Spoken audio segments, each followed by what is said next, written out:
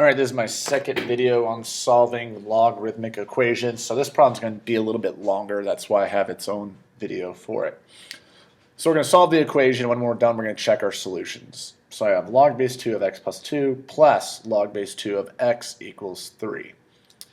So I do have two logs here with the same base, but one log and the other log, they're both on the same side of the equal sign. So you can't use that property where, if the log is equal to another log with the same base, then we can say they're equal to each other.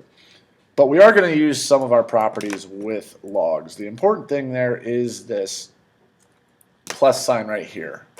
So currently we have two logs, and remember, when you have two logs of the same base added together, we can condense these by multiplying them together. So think of our properties of logs where we can condense. So we're going to go from two logs condensed down to one. So I'm going to have a log base 2, but this time I'm going to have x plus 2 times the x from the other piece. So I went from 2 logs down to 1, and this is still equal to 3. Now before I move on, what I would do is clean up a little bit of this inside here that, two things multiply together. So I'm going to take this x times x and this plus 2 times x. So really we're dealing with log base 2 of x squared plus 2x is equal to 3. So this is very similar setup to some of our problems, the second problem in the solving log equations 1 video. So I have my x here, a log with it is equal to 3. So we're trying to solve for x. We want to get x all by itself. So to get rid of this log base 2, we're going to take this base 2 and raise everything else as an exponent to base 2. But if I do it to one side, I have to do it to the other. So this is 2, a base, raised to the exponent, log base 2 of x squared plus 2x.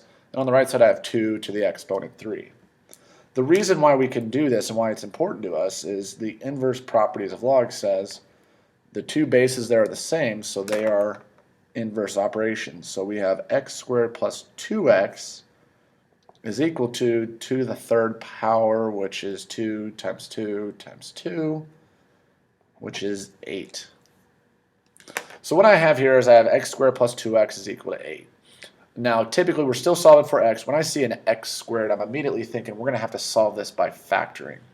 So to do that, I'm going to subtract 8 from both sides because I want to get this equal to 0, which allows me to solve by factoring. Now the key piece here is, notice how I have a 1 in front of the x squared. That makes this very easy to factor. I'm looking for two numbers that multiply to negative 8, but add to positive 2. Multiply to negative 8, add to 2. Two numbers that multiply to negative 8, add to 2. So those two numbers hopefully don't take long to think about. It's going to be x plus 4 is one of my factors, so positive 4 is one of my numbers, and negative 2 is my other number. So x plus 4 and x minus 2 is equal to 0. So I have it factored. The only thing I'll have to do is set each of the factors equal to 0 and solve. So x plus 4 is equal to 0 and x minus 2 is equal to 0. So solving the left one, I get x is negative 4, and of course that's by subtracting 4 to both sides. And my right one, I would add 2 and add 2, so I get x equals 2. So I have two answers here, x equals negative 4 and x equals 2. But I'm not quite done because I do have to plug back into the beginning to check our solutions. So I'm going to check each of them individually. What I'm going to do is I'm going to take negative 4 and plug it in for all of my x's in the beginning. And what I'm going to do is simplify and make sure I get some number equals that same number. So this would look like log base 2 of negative 4 plus 2 plus log base 2 of negative 4 equals 3. Now that would simplify to log base 2 of negative 2 plus log base 2 of negative 4 equals 3. Now I simplified it as far as I could go. What I would do here is figure out these equivalent numbers in a calculator. So you could do that by doing the change of base formula and say, what is log base 2 divided by log of 2? So the negative 2 on top, the positive 2 on bottom. So if I go to my calculator and type,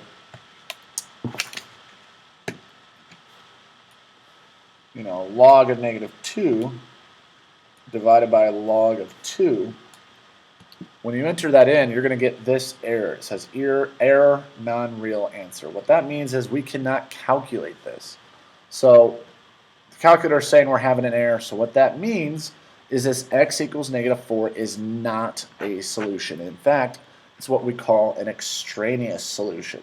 So when I'm reporting my answers for this, x equals negative 4 is not a solution. This is why checking your answers is super, super important. But I don't want to just assume that means x equals 2 is going to work. We want to make sure to plug it in, check, and make sure it works. So I'm going to still have log base 2. So I'm just plugging in 2 back into my original equation. So substituting in for x. So log base 2 of 2 plus 2 plus log base 2 of 2 equals 3. So that's log base 2 of 4 plus log base 2 of 2 equals 3. So I'm kind of in the same predicament I was on the last time. I would again try and find what those equivalents are. So I do log of 4 divided by log of 2. I'm going to figure out log of 2 divided by log of 2 and see, hey, does this in fact equal 3? So here we go. Here's log of 4 divided by log of 2. So using the change of base.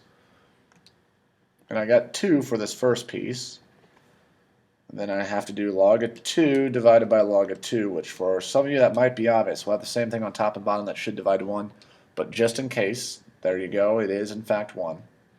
So I have 2 plus 1 on the left side, and this is supposed to be equal to 3. Well, hopefully we realize at this point, well, 2 plus 1 is 3. So I'm kind of running out of room there. I get 3 equals 3, which is our answer that we wanted. So it's kind of hard to see there with the camera, but I did in fact plug in, figured out these values, and so I got 3 equals 3. So that tells me x equals 2 is my solution to this problem. And that was solving logarithmic equations, my second video.